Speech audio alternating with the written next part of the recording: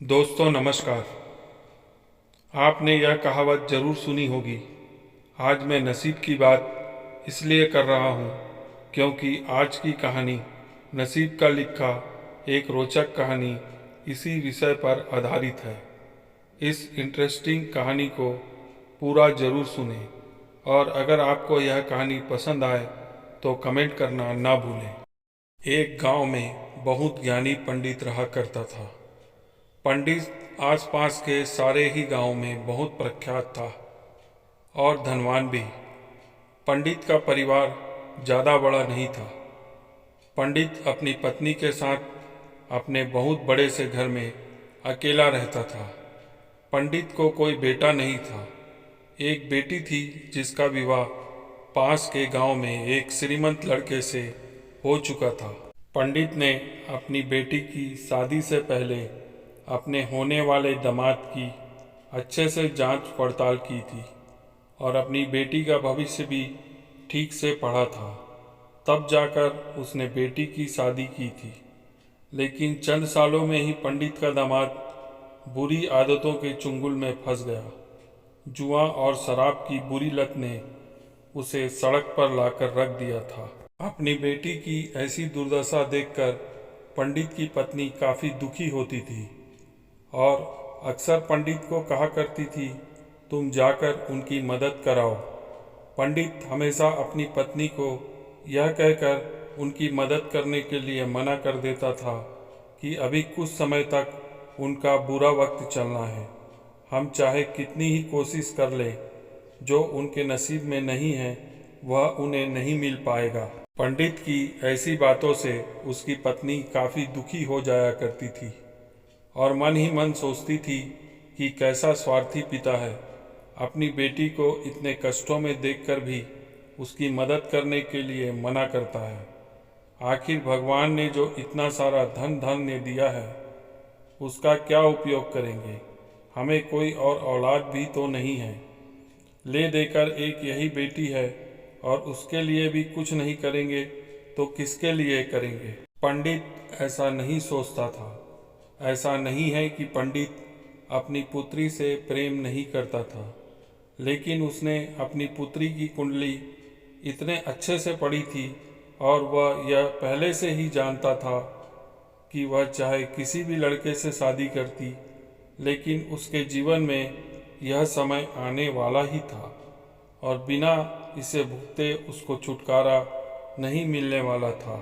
एक दिन खाने पीने के लिए भी मोहताज हो चुके पंडित की बेटी और दामाद उसके घर पर आए। पंडित ने और उसकी पत्नी ने दोनों का खूब आदर सत्कार किया और खूब अच्छा खाना खिलाया। बेटी और दामाद की पंडित से सहायता मांगने की हिम्मत न हुई, इसलिए वह बिना बोले ही वापस अपने घर को लौटने लगे। लेकिन माँ तो माँ होती है। पंडिताइन से रहा नहीं गया और बिना पंडित की इजाज़त के उसने चोरी छुपे बूंदी के लड्डू बनाकर उसमें सोने के सिक्के रख दिए और बेटी और दामाद को दे दिए ताकि बेटी और दामाद की कुछ आर्थिक सहायता हो सके।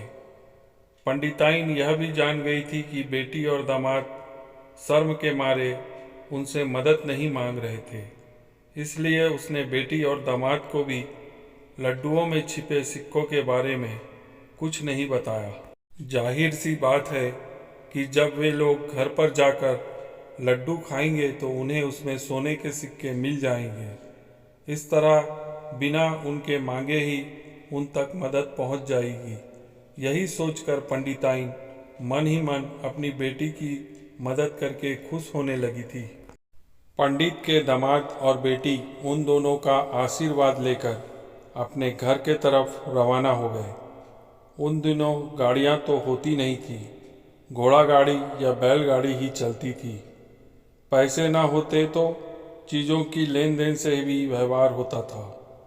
बेटी और दामाद का गांव पंडित के घर से कोसों दूर था, फिर भी पैसों की कमी के चलते वह चलकर अपने गांव की तरफ निकल पड़े।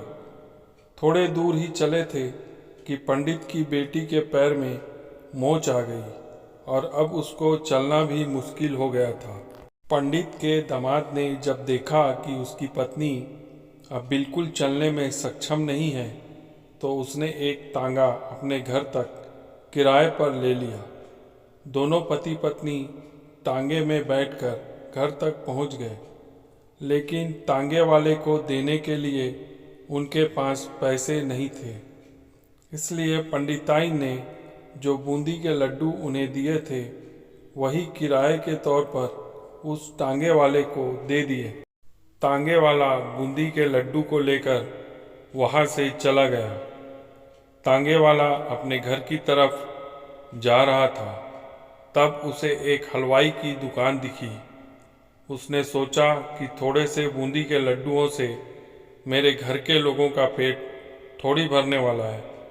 इससे तो अच्छा है मैं इन बूंदी के लड्डुओं को बेचकर उनसे कुछ चावल खरीद लेता हूँ।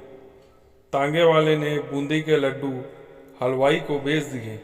जिस गांव में वह हलवाई रहता था, उसी गांव में एक आदमी ने अपने घर पर पूजा रखी थी और उसी पंडित को उस पूजा के लिए बुलाया था। पूजा में लगने वाले प्रसाद के लिए उस आदमी ने उसी हलवाई से बूंदी के लड्डू लिए, जहाँ पर उस तांगे वाले ने बेचे थे। हलवाई ने भी उस आदमी को तांगे वाले से खरीदे हुए लड्डू ही पहले दिए, ताकि वह खराब न हो जाए, क्योंकि वह नहीं जानता था यह लड्डू कब बने हैं। पूजा खत्म होने पर दक्षिणा और बूंदी के लड्डू लेकर जब पंडित अपने घर आया और खाना खाने बैठा, तो प्रसाद में लाए बूंदी के लड्डू खाते वक्त लड्डू से सोने का सिक्का निकला। इस घटना को देखकर पंडिताइन की आंखों में आंसू बहने लगे। पंडित ने जब पंडिताइन से उसके रोने का कारण पूछा, तो पंडिताइन ने पंडित को सब कुछ बताया और पंडित से उनकी बातों पर भरोसा न करने के लिए माफ़ी मांगी। पंडित ने पंडिताइन के आंसू पोंछे और कहा कि तुम्हारी तरह मैं भी हमारी बेटी को बहुत प्रेम करता हूँ, लेकिन अगर हम उसकी अब मदद करते हैं तो दामाद हमसे हमेशा ऐसे ही मदद की अपेक्षा रखेगा और अपनी बुरी आदतों को कभी नहीं छोड़ेगा। पंडिताइन भी अब पंडित की बातों से सहमत हो गई। 2-3 महीने बीत गए। पंडित के दामाद और बेटी फिर से एक बार उनके घर आए और इस बार उनकी परिस्थिति पहले से बेहतर थी, क्योंकि पिछली बार खाली हाथ जाने के बाद दामाद ने नया काम शुरू किया था और अपनी सारी बुरी आदतें भी छोड़ दी थी। दोस्तों, इसीलिए कहा जाता है नसीब का लिखा नहीं बदलता। यह कहानी आपको कैसी लगी? क्या आप भी नसीब पर भरोसा रखते हैं, या फिर आप उन लोगों में से हैं जो अपना नसीब खुद अपने हाथों से लिखना चाहते हैं? दोस्तों, अगर आपको भी ऐसी मज़ेदार कहानियाँ पसंद है तो आप हमारे चैनल को सब्सक्राइब करें, लाइक करें, शेयर करें और कमेंट करना न भूलें, और साथ ही साथ बेल आइकन को ऑल पे सेट कर दें, ताकि जब भी हम अपना नया वीडियो अपलोड करें आपको नोटिफिकेशन मिल जाए। धन्यवाद।